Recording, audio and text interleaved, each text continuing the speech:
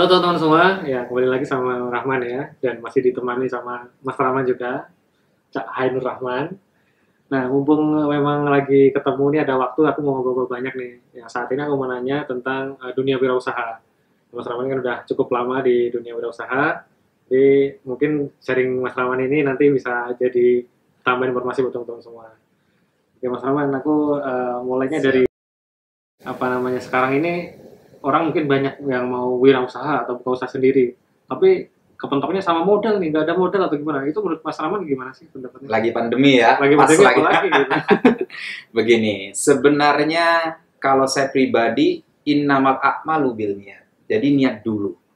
Niatnya diluruskan, tujuannya apa sih berwirausaha itu. Itu yang pertama. Yang kedua, bisnis itu nggak harus modal besar. Yang harus dibesarkan adalah, yaitu tadi, niat sama semangatnya. Spiritnya bagaimana, effortnya bagaimana. Terus kalau misalkan kepentoknya sama modal gimana? Nah, saya kasih tips bagaimana berwirausaha, berbisnis dimulai dari hal kecil. Pertama, saya kasih dari angka 200.000 sampai 1,5 juta. Oke. Apa aja sih bisnis yang dari 200.000 sampai 1,5 juta ini? Emang bisa Mas? Oh, bisa. 200.000? Bisa. Mau bisnis apa? Bisnis kacang. Oke. Kacang harganya berapa? 1 kilo. Kurang lebih sekarang kalau di pasaran ya untuk di Jakarta mungkin 17.000. Kurang lebih ya. Antara ya paling 1.000-2.000 lah selisihnya perbedaannya. Anggaplah paling mahalnya 20.000. 1 kilo. Anda itu bisa beli kacang 1 kilo, beli pressernya itu 90.000 kurang lebih gitu kan. Nah, sama beli plastik. Tinggal kita bagaimana berpikir kreativitinya. Mau dibikin rasa bakso, rasa keju, rasa coklat, atau rasa apa aja. Kacang rasa bakso emang ada? Ada. Tinggal bagaimana kan saya bilang konsep. Oke, baik. Kreativitinya bagaimana. Ya kan? Dan itu sekali lagi, jual ide dan jual konsep. Nggak perlu biaya mahal.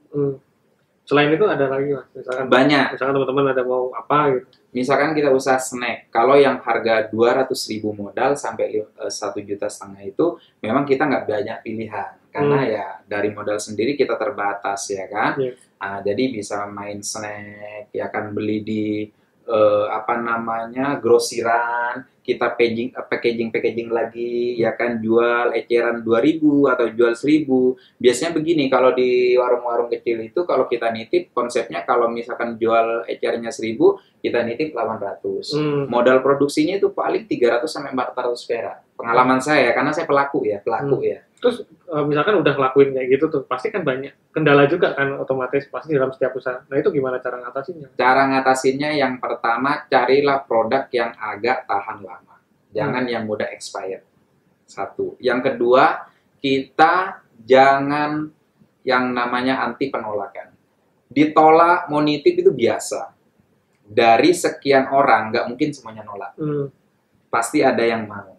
Nah, disitulah kita sebagai orang yang mau maju itu tebal muka, harus fight, luruskan niat, nggak peduli mau ditolak apa, tinggal komunikasinya dilembutkan. Tinggal cara penyampaiannya. Sama satu lagi, jangan pelit, ngasih sedekah, ngasih infak, artinya kasih bonus lah gitu loh kan. Dalam sebuah kerjasama itu misalkan kita mau nitip nih kacang, ya udah kasih tester. Gitu loh, kasih tester yang punya. Kalau perlu apalah gimmicknya, nah itu bisa dipelajari semua. Kalau pertama bikinnya aja udah nggak bisa gimana ya? Berarti harus coba-coba dulu berarti ya. Sekarang di YouTube banyak sih, kita kalau mau usaha apa aja saya rasa bisa tinggal klik, tinggal buka di YouTube bagaimana cara bikin kacang, bagaimana ngepres, semuanya mudah. Pasti ada. Tinggal kembali lagi saya bilang niatnya sama sungguh-sungguhnya. Tinggal mau apa enggak? Mau atau enggak. Karena apa? Rumus permodalan itu ada. Pertama, modal kecil, ya usahanya harus keras. Modal agak banyak, usahanya nggak terlalu keras. Dalam segi fisik ya, mungkin lebih kepada bagaimana memaintain, bagaimana growingnya supaya tumbuh segala macam. Gitu. Ya namanya modal sedikit, ngongkang-ngongkang kaki, hello, dari mana? Nggak bisa dong, gitu. Iya, betul. Kalau yang, oke tadi 200 sampai 1,5. Kalau misalkan punya dana lebih, ada pilihan apa? Ini kan bisnis yang pertama yang kita contohkan tadi adalah bisnis yang tidak sewa tempat. Ya, Nah, kalau yang kedua bisnis yang sewa tempat yang saya bilang tadi, yang agak sedikit tidak terlalu capek ya, ya sewa tempat. Jadi itu bisnis di antara 15 juta sampai kurang lebih 30 atau 40 juta kalau ada modal segitu. Apa aja? Ya tergantung. Kalau bisa berbisnis itu yang disukai. Bentar nih, tadi dari 100 langsung 15 tuh kayaknya ketinggalan. Kalau misalkan yang di bawah 10 ada nggak? Ada. Apa? Misalkan kita berbisnis di bawahnya 10 itu ya mungkin tetap ya bisnis di mana itu belum bisa Produksi, saya berarti tempat. masih produksi. Tetap produksi. Ya misalkan kita produksi keripik yang agak sedikit ini ya kan, keripik singkong, keripik pisang dan lain sebagainya. Tinggal bagaimana sebenarnya bisnis itu ATM tetap di mana-mana. A-nya amati, T-nya tiru, M-nya modifikasi, udah pasti. Ya kan? Kalau agak sedikit tinggi ya puak lah, planning segala macam kayak gitu. Iya. Oke, berarti tadi kalau misalkan yang 210, kalau misalkan di atas 15, kita bisa pertimbangkan untuk sewa tempat. Betul. Lalu usaha apa, Mas? Kalau usaha ya kembali lagi, kalau saya contohkan banyak ya. Kalau kita sudah mulai sedikit banyak, ada modal, bisa sewa tempat. Misalkan kita bisa mulai dari laundry, ya kan. Biasanya kalau saya itu melihat bisnis itu juga lihat lingkungan. Misalkan di situ udah ada laundry, sudah ada sembako, ya warung kopi belum ada, ya di situ peluang. Buka warung kopi.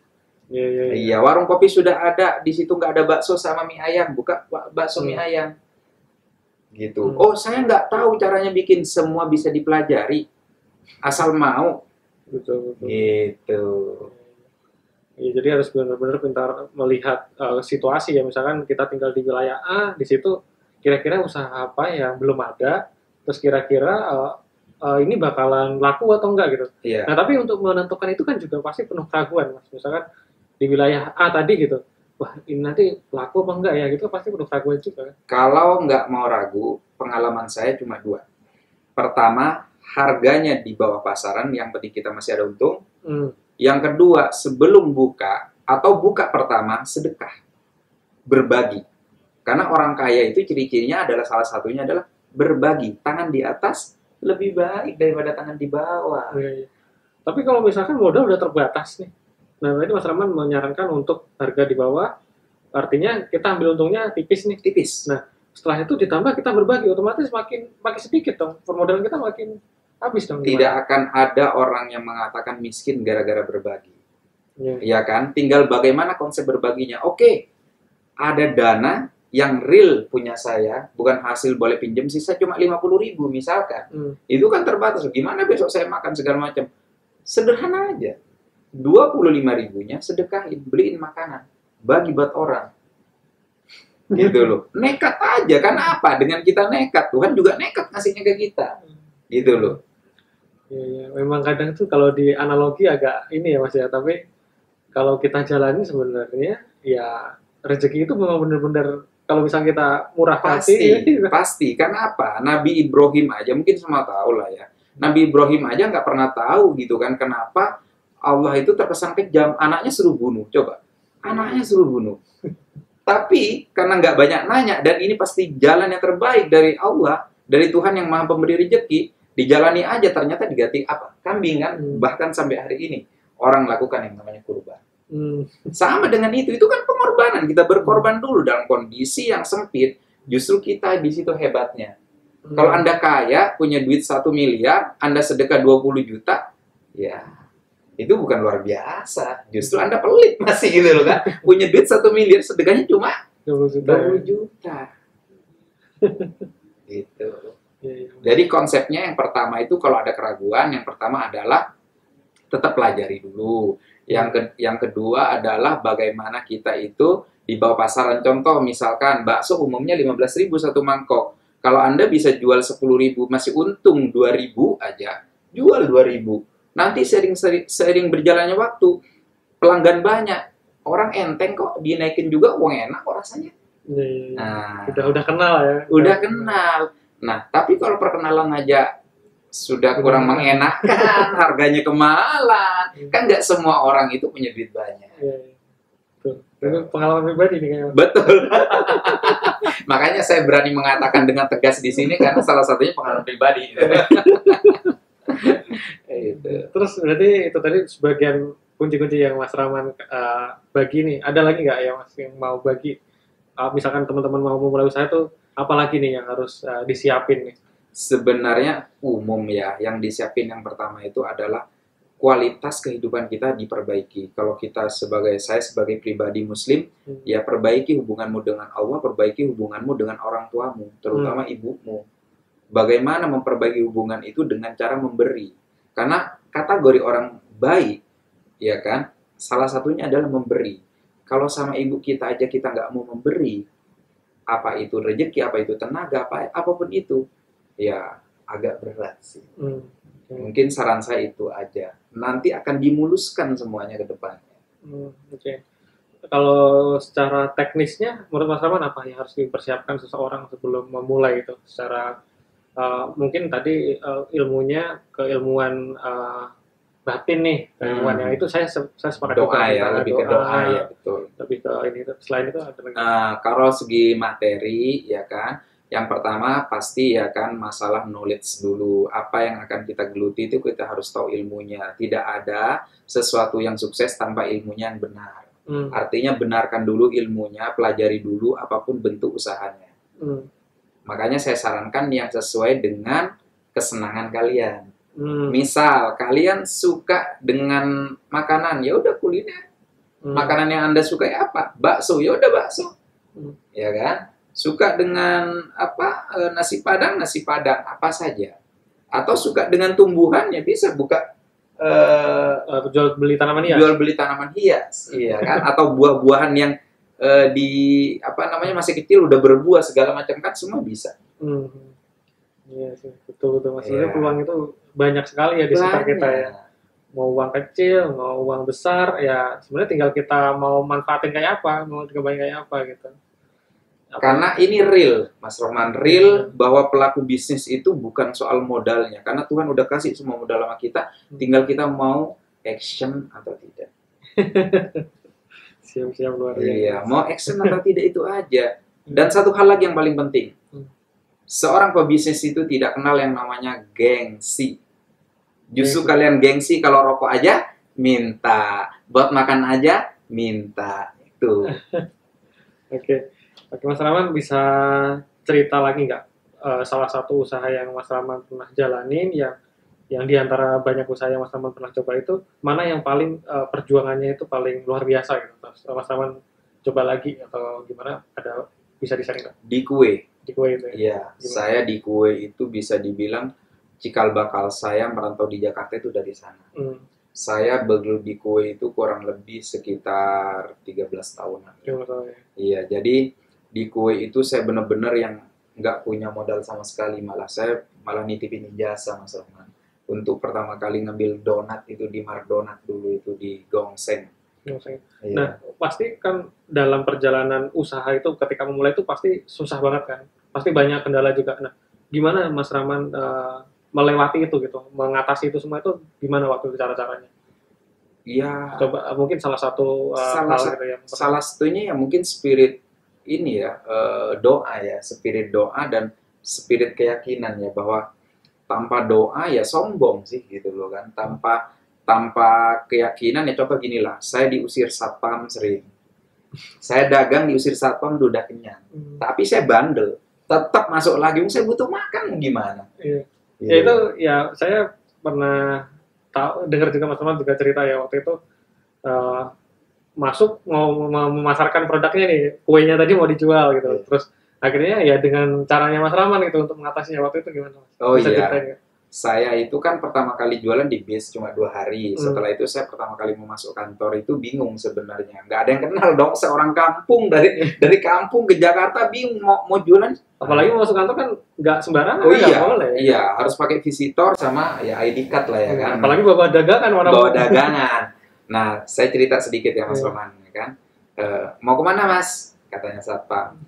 Saya berpikir sederhana. Yang namanya Ibu Ida sama Pak Edi itu Edi pasti ada sama Rudi. Dan itu nama pasaran banget. Simple aja saya udah gitu kan. Mau kemana Mas? Saya mau ngantar pesanan Bu Ida di lantai 6. Oh iya silakan.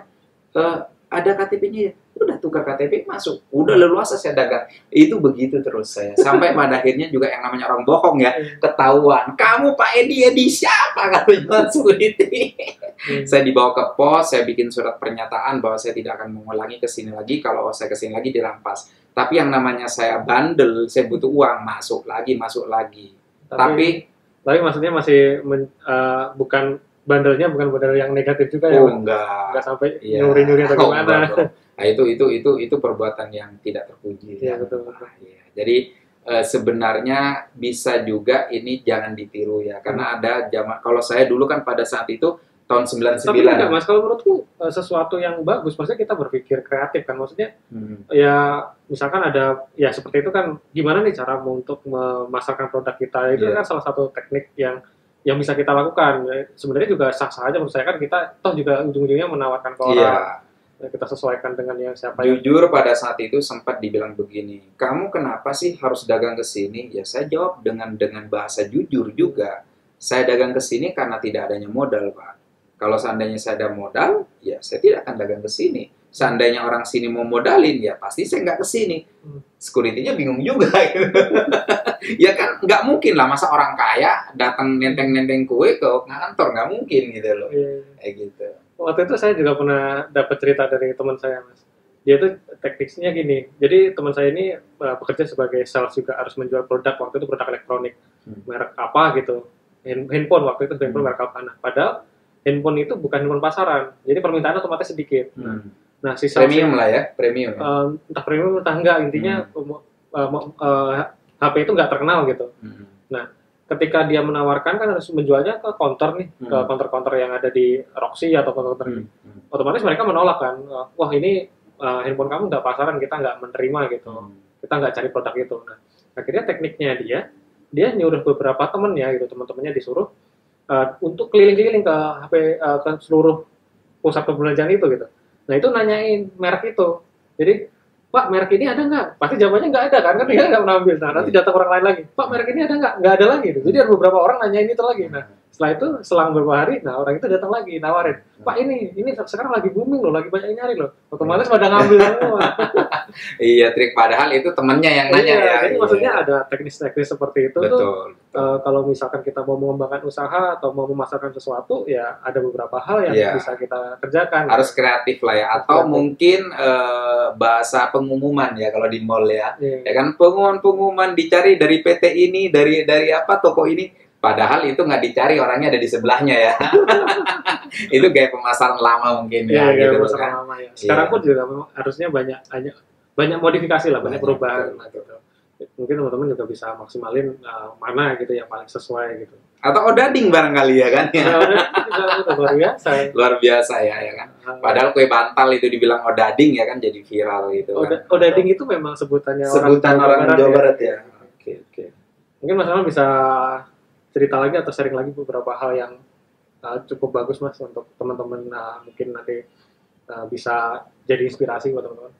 Pertama, yang selalu saya tekankan pada diri saya sendiri pertama adalah apapun yang kalian lakukan, niatnya diluruskan dulu. Tujuannya apa? Kalau niat kalian balas dendam, niat kalian ingin dipuji orang, ingin kaya karena ingin dipuji orang, itu kurang tepat. Karena kalian hanya capek untuk melakukan sesuatu untuk orang lain, bukan untuk diri sendiri. Jadi, pertama luruskan niat dulu, tujuannya apa.